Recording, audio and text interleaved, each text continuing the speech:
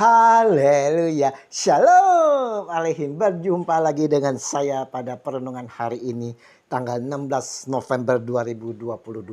Sudahkah kita mengucap syukur kepada Tuhan Allah kita di dalam doa?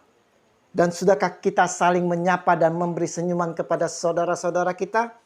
Mari kita awali perenungan pagi hari ini dengan tanda kemenangan kita. Dalam nama Bapa dan Putra dan Roh Kudus. Amin. Setia dan bertanggung jawab dalam setiap perkara. Bacaan liturgi hari ini diambil dari kitab Wahyu 4 ayat 1 sampai dengan 11 dan Injil Lukas 19 ayat 11 sampai dengan 28. Saudaraku yang terkasih di dalam kasih Kristus, setiap lini kehidupan yang kita lakukan saudara, pasti selalu ada pertanggungjawabannya saudara. Anak sekolah misalnya, pertanggungjawabannya adalah mendapat nilai yang baik. Para pekerja, pertanggungjawabannya kepada pimpinannya akan hasil yang dikerjakan.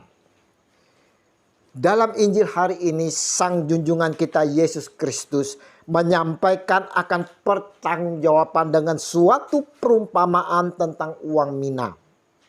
Perumpamaan ini saudara mau bicara akan kerajaan Allah yang akan segera datang. Di mana seorang bangsawan yang pergi untuk dinobatkan sebagai raja di ayat 12 dan mempercayai minanya kepada hamba-hambanya. Ia memanggil 10 orang hambanya dan memberikan 10 mina kepada mereka, katanya, "Pakailah ini untuk berdagang sampai aku datang kembali." Lukas 19 ayat 13. Saudaraku yang terkasih, selesai dinobatkan menjadi raja, ia menyuruh memanggil hamba-hambanya saudara yang telah diberinya uang untuk mengetahui berapa hasil dagang mereka masing-masing. Lukas 19 ayat 15. Dengan kata lain saudara, bangsawan yang telah dinobatkan menjadi raja ini meminta pertanggungjawaban dari hamba-hambanya. Orang yang pertama datang dan berkata, "Tuan, mina tuan yang satu itu telah menghasilkan 10 mina." Katanya kepada orang itu, "Baik sekali perbuatanmu itu, hai hamba yang baik. Engkau telah setia dalam perkara kecil. Karena itu terimalah kekuasaan atas 10 kota." Lukas 19 ayat 16 sampai dengan 17. Begitu juga dengan hamba yang kedua. Mereka mempertanggungjawabkan apa yang dipercayakan sehingga berkembang. Kesetiaan dengan jerih payah hamba yang bertanggung jawab ini, mereka mendapatkan upahnya. Namun saudara-saudaraku yang terkasih, hamba yang ketiga saudara, kita lihat tidak setia dan tidak bertanggung jawab. Bahkan saudara mempersalahkan tuannya. "Sebab aku takut akan Tuhan karena Tuhan adalah manusia yang keras. Tuhan mengambil apa yang tidak pernah Tuhan taruh dan Tuhan menuai apa yang tidak Tuhan tabur." Lukas 19 ayat 21. Tuhan itu marah saudara. Katanya kepada orang itu, "Hai hamba yang jahat, aku akan menghakimi engkau menurut perkataanmu sendiri. Engkau sudah tahu bahwa aku adalah orang yang keras, yang mengambil apa yang tidak pernah aku taruh dan menuai apa yang tidak aku tabur." Lukas 19 ayat 22. Saudaraku yang terkasih di dalam kasih Kristus, kita semua saudara, saya dan saudara telah dipercayakan oleh Allah dalam kehidupan kita di dunia ini. Setiap masing-masing kita dipercayakan menurut talenta kita masing-masing. Sebagai suami, sebagai kepala keluarga dipercayakan Allah sebagai imam keluarga. Sudahkah para suami menjalani fungsinya sebagai imam di dalam keluarganya saudara? Seorang istri adalah pendamping, diberi talenta khusus kekuatan dari Allah agar dapat mendampingi suami dengan sebagai teman penolong, bukan merongrong saudara. Sudahkah para istri menjalani fungsinya ini?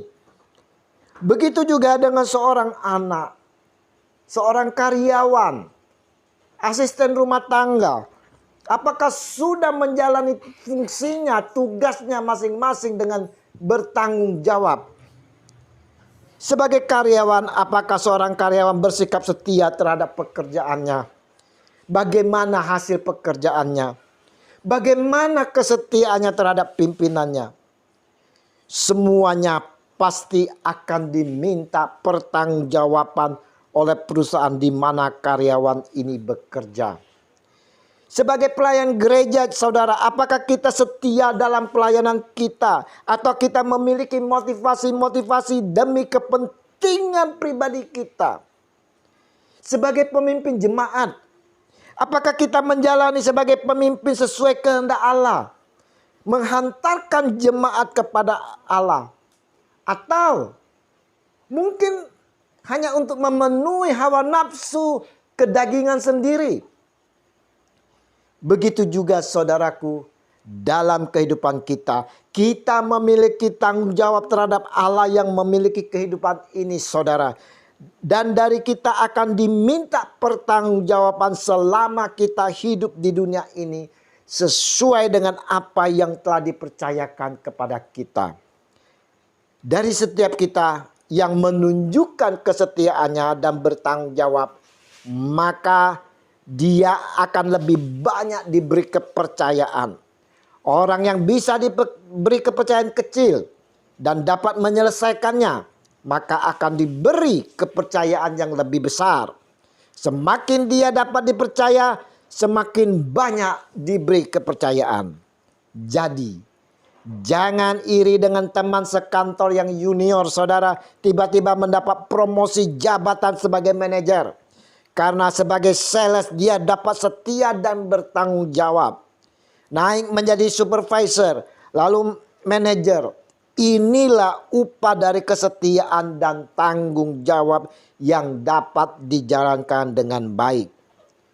Hasil perbuatan orang yang malas, tak setia dan tak bertanggung jawab sudah dapat ditebak, saudara. Dia tidak akan bisa maju dan berkembang. Bagi kita tak perlu memusingkan kapan kerajaan Allah akan datang, saudara. Tapi kita harus mempersiapkan hati kita dalam kedatangan kerajaan Allah. Kita harus memikirkan bagaimana caranya kita mempersiapkan hati kita supaya kita dapat mempertanggungjawabkan semua yang telah kita lakukan selama di dalam kehidupan ini. Apakah kita mau hidup dalam kesetiaan, selalu mengikuti apa yang dikatakan atau diperintahkan oleh Tuhan Yesus, dan dengan menjalani setiap fungsi yang telah diberikan? Apakah kita mau bertanggung jawab atas semua yang dipercayakan kepada kita? Atau kita hanya duduk bertopang dagu, saudara, bermalas-malasan? Mari kita mau mempersiapkan hati menyambut kedatangan kerajaan Allah dengan mau selalu setia dan bertanggung jawab dalam setiap perkara yang telah dipercayakan kepada kita. Janganlah oleh karena ketidaksetiaan dan tidak bertanggung jawab kita, dipanggilnyalah kita untuk dibinasakan di hadapan Sang Pemilik kehidupan. Dalam kesetiaan dan penuh tanggung jawab, kita mau selalu mempersiapkan hati kita di dalam pimpinan dan bimbingan Roh Kudus kini dan sepanjang masa. Amin. Dalam nama Bapa dan Putra dan Roh Kudus. Amin. Shalom Aleichem.